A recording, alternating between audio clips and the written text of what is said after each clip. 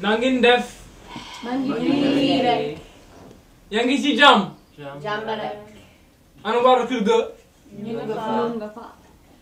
Naka liggéey bi. Mu ngi dox. Mu ngi dox bu mbaax. Bu baax. Yaa ngi noos. Tuuti rek. Naka mu. Mu ngi foofu. Naka sa dugg na. Dëgg la wala. Okay, this is the salutation in Wolof. It just goes back and forth, back and forth, back and forth, back and forth. For like 5 minutes. But like for real, it's not exaggerating. In Senegal, there's a 5-minute limit on salutations. It's like, nanga def, mangi fi rek, ana war kuga nunga fa, and it's like back and forth, back and forth, back and forth. And I would just like imitate them in this funny voice, and they would just be dying laughing. And they like that though. They'd be like, oh, Matthew, oh, da, da, da, da. And they just like, they really like that.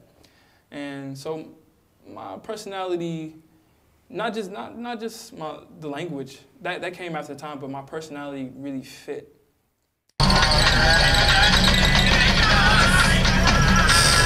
It is Jack and Jai. This is, I think, the #1 means of transportation in Senegal. It's how people get around. It's cheap. It's like 20 cents. You can go miles and miles. It's a little uncomfortable. Welcome to my house. This is Shade Lake. This is in the village of Goramda, which is in the rural community of Sangokam. I'm here with my big brother, Alou, the future president of Senegal. And I'm going to show you a tour of my house. So we're going to go outside first. This is my mango tree. This is my mango tree. The mangoes aren't ready yet. We give it like a month to be ready. You just eat them in your backyard. This is where we chill at. This is where we talk, discuss politics, discuss life, discuss how bad things are, how good things are. These are the chairs that we sit in. There's a bunch of chairs here. This is my family. Some of y'all. Wow. This is my mother. This is my mother. I have 2 mothers. Yai American. Yai Senegalese. I think my biggest contribution was just my presence in the village. Letting them see somebody who was a real American. And I wasn't exactly what they saw on TV, because when most people in foreign countries, when they think of American, they think of someone who's European, who's white. And so it was really important for me to be African American in an African village, because they never get to see African Americans, especially in this type of work, NGOs, social entrepreneurship, aid work. The African American presence just isn't very strong. But there was also certain expectations, and they just didn't hug me right at first. They were like, you need to speak Wolof just like us, because you look just like us. But like, it was a flip side for other people, where it was like, some of the other Caucasian fellows, it was like, oh, Tubop, Tubop, Tubop, which means like, hey, white person, white person, white person. So they got that. But I got the flip side, where it was like, hey, what are you doing? You need to talk like us. You need to do just like us. But after a while, I was like, whoa, I'm completely conscious that I'm African, but I'm also African American. And my narrative is different than yours. Of course, we share the same narrative, but mine is just a little different. And so once I communicated that clearly, and that came with time, language, and everything, and they really respected that.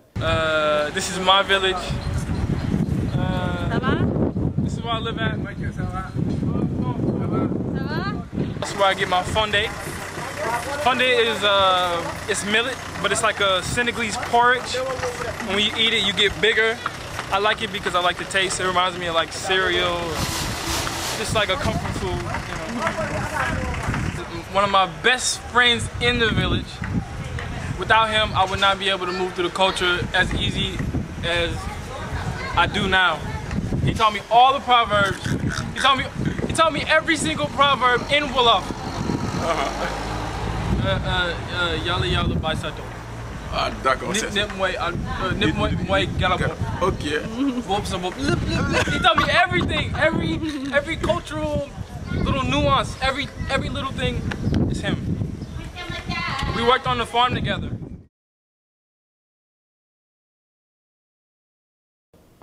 For the first 4 months or so, I was working on the farm. I worked for a small-scale family farm in my village, Gormda. So when you started, there was nothing? There was nothing. Like it was us who cultivated the land. Okay. So we were over there with the tomatoes, and we moved over here, and we were like, we want bisap, which is like hibiscus, but in Senegal, and we want peppers.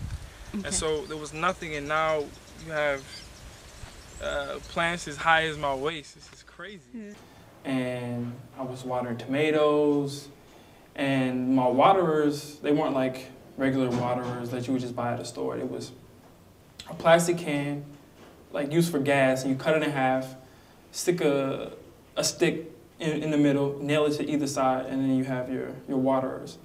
And so I would just fill those up with water and just go back and forth, back and forth, back and forth, like every 10 seconds. But for 500 tomatoes and 300 peppers and all these other indigenous fruits and vegetables. And so that's what I did at the local farm. But at the commercial dairy farm, I would like feed the cows, clean up doo-doo, milk the cows. That was kind of crazy, milking cows in Africa. I never thought I would do that. So it started off just really, really dirty work because I just wanted to see what the reality was, see what they went through.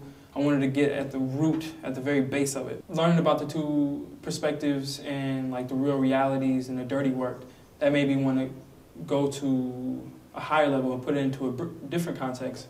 And I started working with USAID. I got the contact through somebody at WAMBOB because WAMBOB receives aid from USAID. And so I started working with USAID. They gave me a mentor. He just had a lot of wisdom. Like I would present something like, I think agriculture is the base for development in Africa, and he'll go like this. It's interesting you said that. But like everybody else was like, yeah, you're right. But he would just kind of like, you need to back up.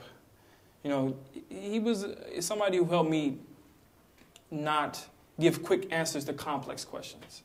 And I really respected him for that.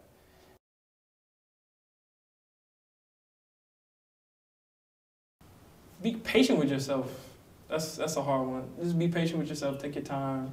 Oh, I'm not good at this. I'll become good at this. I mean, you got 7 months. I thought 7 months was gonna go fast, but it really didn't. You know, I was there for a long time. I didn't want to leave. I still didn't want to leave.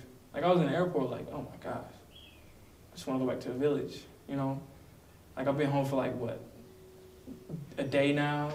It's cold here. Like I want to go back to Senegal.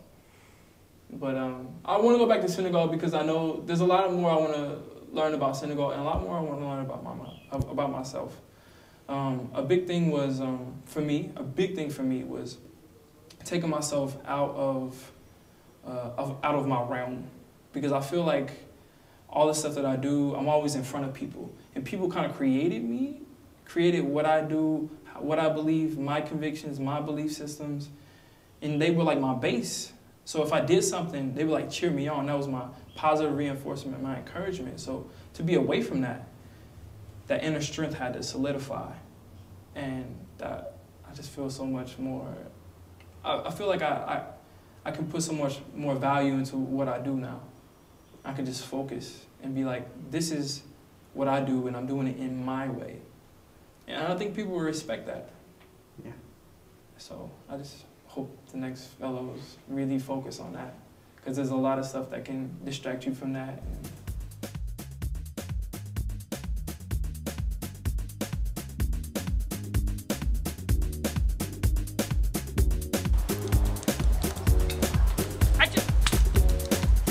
It's not working.